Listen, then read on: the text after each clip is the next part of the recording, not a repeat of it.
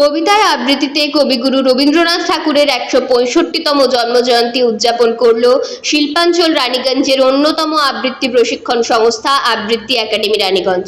শুক্রবার সকালে সংস্থার শিক্ষার্থীরা রানীগঞ্জের শিয়ারশোল রাজবাড়ি মোড় সংলগ্ন রবীন্দ্র মূর্তির পাদদেশে জড়ো হয়ে কবিতায় আবৃত্তিতে শ্রদ্ধা নিবেদন করে বিশ্ববরেণ্য কবি রবীন্দ্রনাথ ঠাকুরের উদ্দেশ্যে।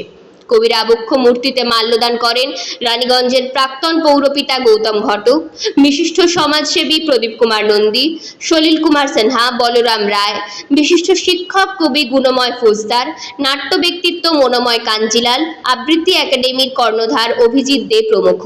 কবির মর্মর মূর্তিতে মাল্যদানের পর এখান থেকেই বর্ণাঢ্য শোভাযাত্রা করে গিয়ে শিয়ারশোল সুবর্ণ জয়ন্তী মঞ্চ সংলগ্ন নজরুল মূর্তিতে পুষ্পার্ঘ্য নিবেদন করা হয়। এরপর শিয়ারশোল গ্রামের অনাথ কালী মন্দিরের সামনে গিয়ে শেষ হয় এই শোভাযাত্রা। সেখানেই কবিগুরুর উদ্দেশ্যে সমবেত কবিতা পরিবেশন করে একাডেমির ক্ষুদে শিক্ষার্থীরা। একাডেমির এই কবি প্রণাম অনুষ্ঠান নিয়ে উপস্থিত বিশিষ্টরা বললেন,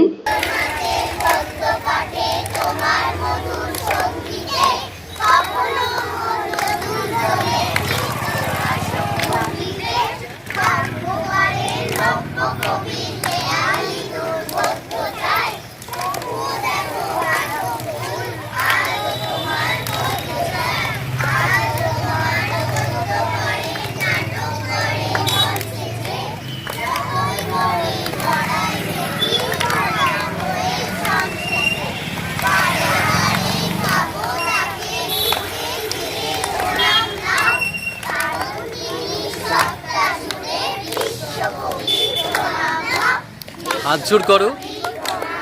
আপনার শহর রানীগঞ্জে এই প্রথম নামি দামি কোম্পানির নানা ব্যাগের বিপুল সম্ভার নিয়ে হাজির অমরনাথ। কি নেই এই শোরুমে?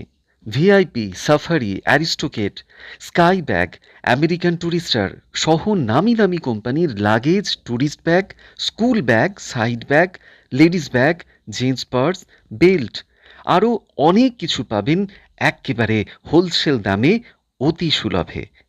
তাহলে ভাবনা ছেড়ে আজই আসুন আমাদের শোরুমে।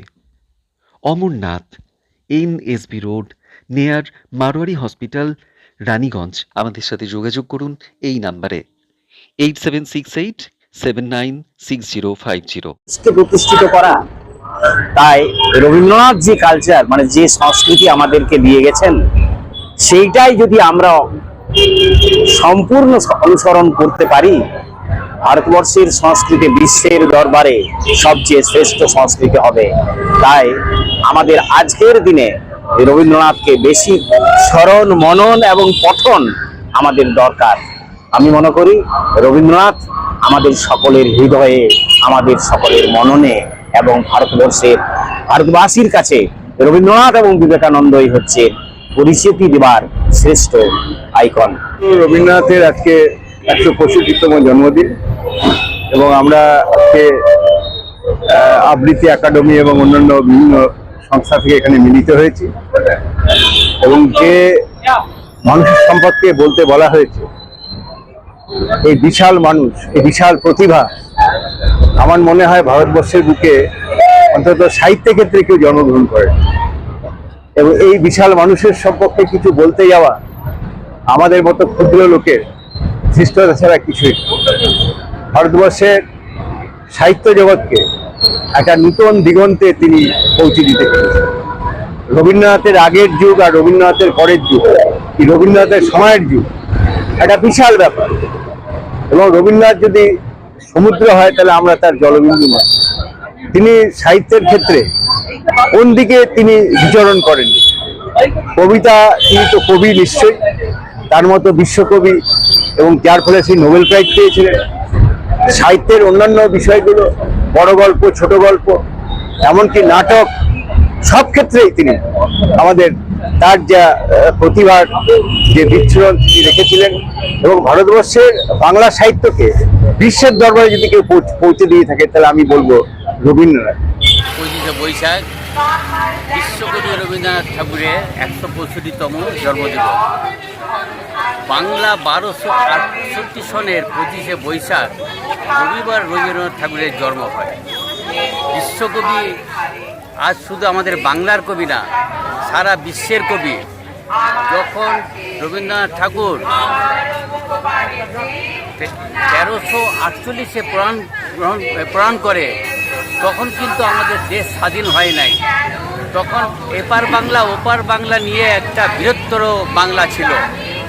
আজ দুই বাংলার মধ্যেই রবীন্দ্রনাথ ঠাকুরের আজকে যে আমাদের জাতীয় সঙ্গীত দুই বাংলার মধ্যেই প্রভাবিত হচ্ছে, কিন্তু বর্তমান পরিস্থিতিতে আজকে যে ওই পার বাংলার যে অবস্থা, তারা যে কোন প্ররোচনার মধ্যে পড়েছে সেটা বলতে পারবো না।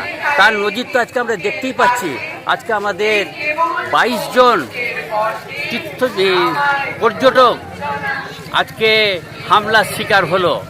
এই জন্মদিনে উপস্থিত থেকেছি আবৃত্তি একাডেমির আহ্বানে, এবং আমরা এখানে রবীন্দ্রনাথ ঠাকুরের মূর্তিতে প্রথমে মাল্যদান করেছি। আমরা এই অনুষ্ঠানে বাচ্চারা সমস্ত এই রাস্তাটা আমরা পরিক্রমা করলাম, রানীগঞ্জ সিয়ারসেল মোড় থেকে এই অনাথকালী মন্দির অবধি। হ্যাঁ, রবীন্দ্রনাথ ঠাকুর নিয়ে কিছু বলা খুব দৃষ্টতা লাগে, কারণ রবীন্দ্রনাথ বিশ্বকবি। হ্যাঁ, আমি চাই এখনকার ছেলে মেয়েদের মধ্যে রবীন্দ্র ভাবনা যেন আরও বিকশিত হয়, এবং আবৃত্তি একাডেমির যে উদ্যোগটা নিচ্ছে সেটা যেন আগামী দিনেও আরও ভালোভাবে অনুষ্ঠিত হয়। এই 25শে বৈশাখ বিশ্বকবি রবীন্দ্রনাথ ঠাকুরের জন্মদিন। সেই হিসেবে আমরা এই দিনটাকে একটু আলাদাভাবে নিজেদের মধ্যে ছড়িয়ে দিতে চাই পুরো সমাজে বা পুরো দেশে। উনি যে কত বড় কবি ছিলেন সেটা অ্যাকচুয়ালি আমি বলে বোঝাতে পারবো না, বা বোঝানো মুশকিলও আছে। কবিগুরুর জন্মজয়ন্তী উদযাপন আবৃত্তি একাডেমি রানীগঞ্জ এর আয়োজন করছে প্রতি বছরই প্রভাত ফেরি, এবং আমাদের রানীগঞ্জের সিহারশোলের রবীন্দ্রনাথের মর্মন মূর্তিতে মাল্যদান এটি আমরা করে আসছি বিগত বেশ কয়েক বছর থেকে। এবছরও সেই ধারাকে আমরা এবং আমাদের বাচ্চারা এবং আমাদের সমস্ত অভিভাবকরা এবং রানীগঞ্জের বহু বিশিষ্ট সিহারশোলের বহু গুণী মানুষরা এই আমাদের এই প্রভাত ফেরিতে আমরা অংশ নিয়েছি এবং পায়ে পা মেলাচ্ছি।